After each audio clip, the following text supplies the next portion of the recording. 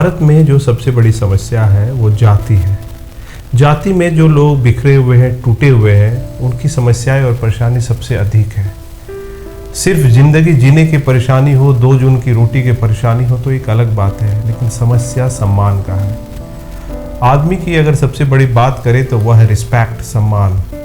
आप देखिए, अगर ब्राह्मण है और वो भूखे पेट भी है, सड़क पर वो चलता है तो लोग उसको छोटे हो बड़े हो प्रणाम पंडित जी बोलते हैं।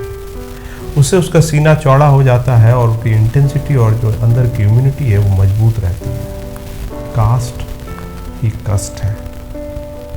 सम्मान का मसला बहुत ही भयावह है भारत में। 85% लोग, जिसको फूले साहब ने मूल निवासी कहा, आज भी अपने इतिहास को नहीं जानते, इसलिए वो संगठित नहीं हो पा रहे हैं। और संगठित नहीं होने के कारण उनका जो समाज है वो हमेशा प्रताड़ित होता है। हम बात कर रहे हैं मगध की, जहाँ पे तिलक में खाने बैठे मूल निवासी 4 नाबालिग बच्चों को मार पीट कर भोज से उठा दिया गया। क्यों? क्योंकि वो शेड्यूल कास्ट के थे और इसको प्रचारित भी किया गया। क्यों प्रचारित किया जाता है? ये बहुत बड़ा माइन्यूट आपको समझने की ज़रूरत है कि एक वर्ग को, भारत के बहुजन समाज के एक वर्ग को प्रताड़ित कर और उसका प्रचार किया जाता है। क्यों? क्योंकि जो दूसरा वर्ग है वो यह समझे कि मेरे साथ ये घटना नहीं घटी और वो अपने आप को सुरक्षित महसूस करता है। फिर अगले बार उस दूसरे वर्ग के साथ यही घटना घटती है। कार्यालयों में, विश्वविद्यालयों में डॉक्टर हो, पीएचडी करने वाला स्टूडेंट हो, इस जातीय दंश को झेल रहा है।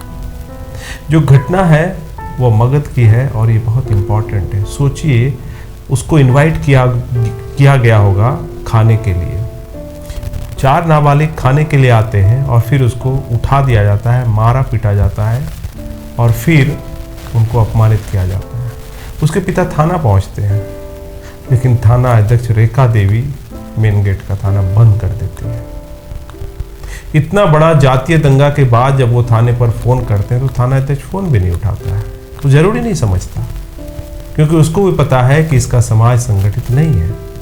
फिर दोपहर गांव में पंचायत रखी जाती है, लेकिन जिन्होंने घटना को अंजाम दिया, जो आरोपी हैं, वो उस पंचायत में नहीं बैठते हैं और फिर वो पंचायत बेनतीजा होकर ख़त्म हो जाती है। थाने से नकारात्मक रवैया से गांव वाले गुस्से में हैं।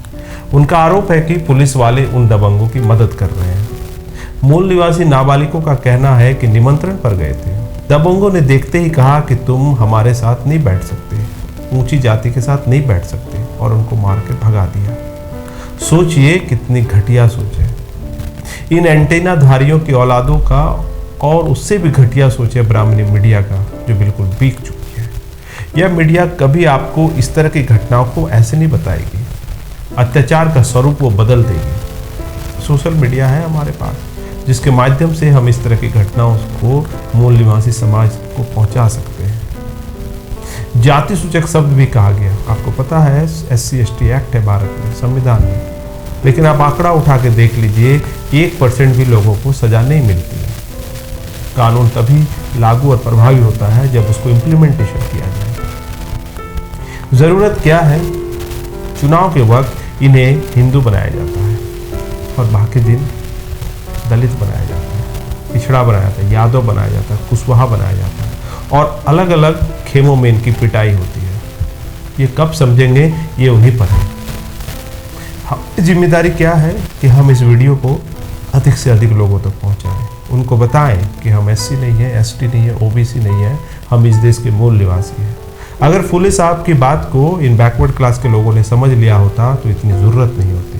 शासन, प्रशासन, विधायक, सांसद इसी विचारधारा का होता है। समस्या दबंग नहीं है, समस्या ब्राह्मण बनियान वर्ग नहीं है, समस्या जो बैकवर्ड क्लास है वो है, जो सहता है, जो अपमानित होकर भी चुप रहता है। अपमान को सहना सबसे बड़ा गुनाह है, ये सोचने की बात है। विरोध करने का स्वरूप के पहले, विरोध अगर आप करना चाहते हैं तो उसके पहले आपको अपनी ताकत अख्तियार करनी पड़ेगी। ताकत अख्तियार के लिए लोकतंत्र है भारत में, और लोकतंत्र के लिए ज़रूरी है कि आपके पास लोगों का, समाज का पूरा सहयोग होना चाहिए। बाबा साहब ने क्या किया? फूले साहब ने क्या किया? उन्होंने अपने साथ जनता को जोड़ा। बाबा साहब ने अपने साथ समाज को जोड़ा। बुद्धिजीवी वर्ग की जिम्मेदारी है, जो घटनाएं घट रही है उसी की, समाज की है। टीवी में, अखबारों में वो जरूर इस खबर को पढ़ता है और शांत मन से इसे दबा जाता है, चबा जाता है, सहन कर जाता है। उसको ऐसा लगता है वो चार दीवारी में बंद होकर सुरक्षित है। लेकिन आप भी जानते हैं, जितना बड़ा पदाधिकारी, जितनी बड़ी नौकरी, उतनी ज़्यादा जातीयता। क्या है समाधान? समाधान एक ही है।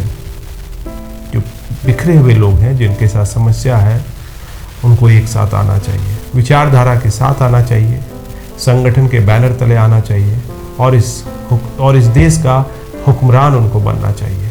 तभी इस तरह का जो घटनाएं हैं हम रोक